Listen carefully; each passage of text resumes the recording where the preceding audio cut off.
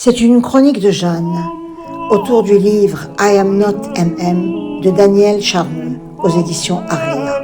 Et quel livre! Déjà une photo de couverture saisissante, signée Dolores Marat. Elle montre une image de Marilyn Monroe en train de se dissoudre. Le visage est reconnaissable et pourtant il est instable. Les traits semblent glisser comme vus à travers une vitre un peu rayée. La bouche est entrouverte, mais ce n'est pas la bouche pulpeuse, rieuse que nous connaissons. Elle est comme en suspension. Les paupières, lourdes, ne regardent pas. On dirait qu'elles se retirent. La robe est dorée, mais on dirait un vieillard fatigué. Le corps est frontal, offert, mais l'image est comme altérée. Et la tête paraît légèrement trop grande, le cou un peu trop fragile, le visage presque décollé du corps. Une désolidarisation. Une impression de Marilyn Monroe, une très belle photo, et pourtant quelque chose qui dérange déjà. L'icône flotte au-dessus d'elle-même. On dirait que la photo a été froissée. Par contre, le titre I Am Not MM barré résiste au-dessus de cette photo poignante. Cette couverture, splendide, n'illustre pas seulement le livre, elle en est la première scène. Et nous ouvrons le livre. Daniel Charneux n'est pas à sa première tentative d'exhumer Norma Jean. Il avait déjà essayé en 2006 avec un livre qui s'appelait Norma. Et il continue aujourd'hui avec I Am Not MM. Nous sommes en 2026 et Marilyn Monroe aurait eu 100 ans. Le livre s'ouvre sur une bifure d'agenda presque dérisoire. I Am Not MM. 3 mots notés à la hâte. Affirmant et niant, disant et taisant pouvons-nous lire. Et tout le livre se déploie à partir de cette fissure entre la femme et son ombre platine. Daniel Charneux avance chronologiquement. Il avait déjà écrit Norma en 2006. Comme un généalogiste, comme un archéologue, il continue de chercher Norma Jean sous Marilyn Monroe. Et MM se fracture peu à peu. Orpheline sans père nommé, actrice scrupuleuse, travailleuse acharnée, Norma Jean n'est jamais idéalisée, jamais écrasée non plus, mais elle est en tension permanente. Le livre rappelle également combien Marilyn fut une pionnière. Création de sa société de production, dénonciation précoce des loups hollywoodiens, conscience aiguë des inégalités salariales. Une lucidité féministe avant l'heure, mais sans le bouclier du collectif, seule, toujours seule. La dualité devient à un moment donné ontologique. Moitié Monroe, moitié Norma Jean, moitié quoi? La question du père absent travaille le texte comme un soubassement tragique.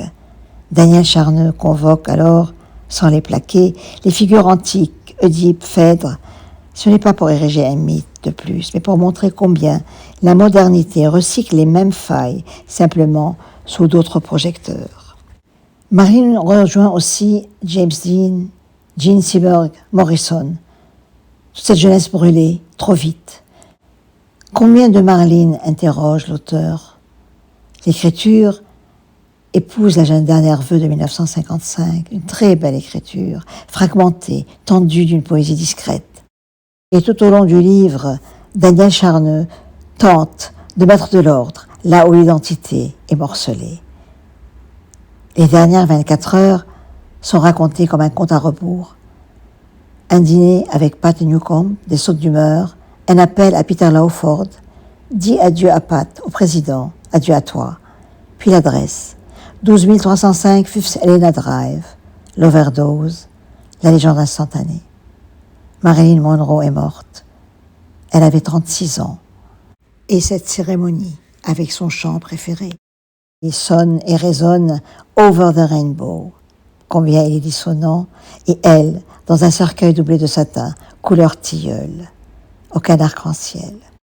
Tout au long de ce livre, Daniel Charneux nous montre la dualité qui est chez Marilyn Monroe. Cette dualité qui n'est pas seulement Norma Jean, c'est également des pseudos, déjà le nom d'origine, celui de l'idole, aussi le nom du père, le vrai, l'autre, et ainsi de suite.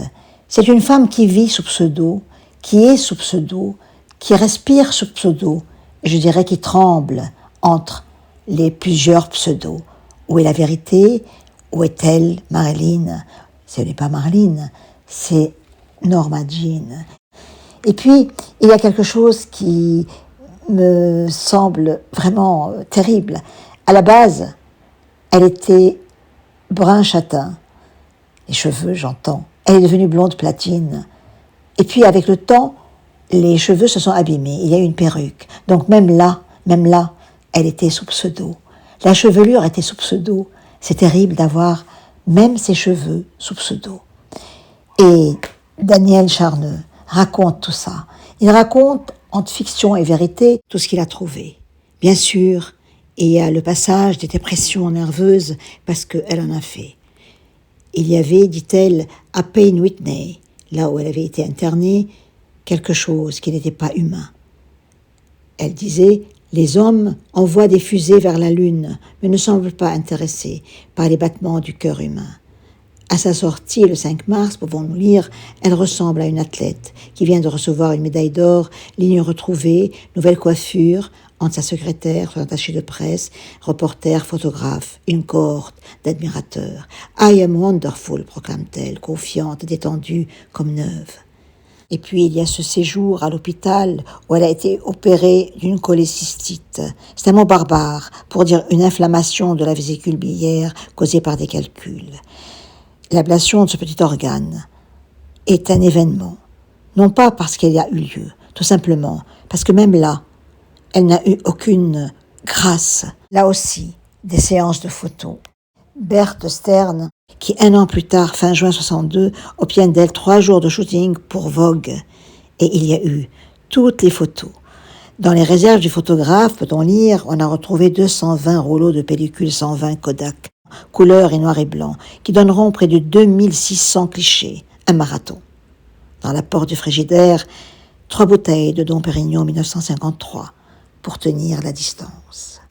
Daniel Charneux n'écrit pas encore un livre sur Marilyn Monroe.